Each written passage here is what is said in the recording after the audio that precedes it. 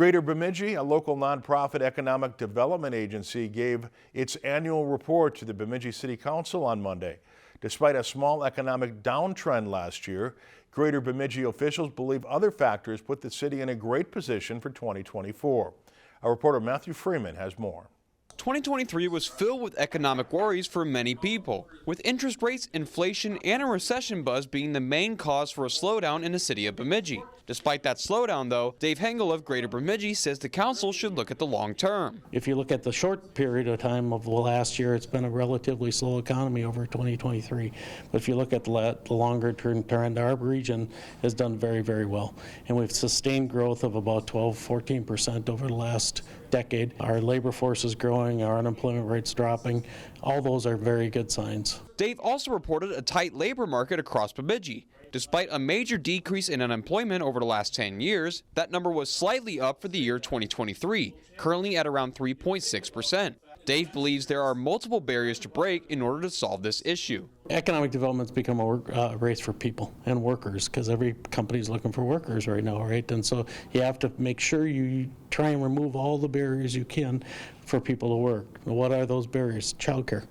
And so we invest in childcare. Housing is another one of those barriers that prevent people from entering the workforce fully.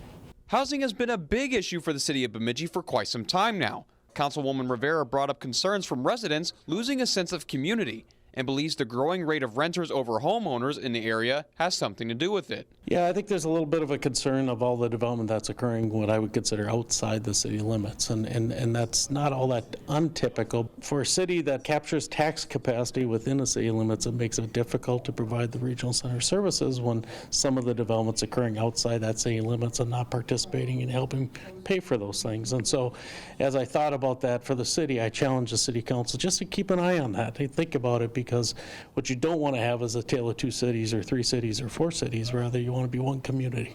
Dave ended his report to the council with a strong belief that 2024 will be a great year economically for the city, but had a few calls to action he believes the city should take in order for 2024 to be successful. The city's in a unique position right now because with the dissolution of the Joint Planning Board, it allows them to recreate the comprehensive plan, their zoning ordinance, the permitting processes, those things.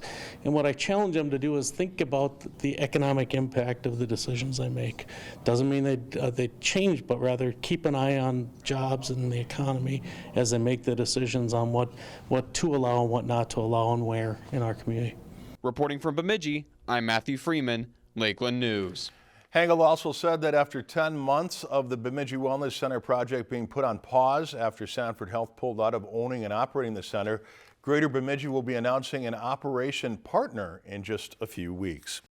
Lakeland News is member-supported content. Please consider supporting Lakeland News today.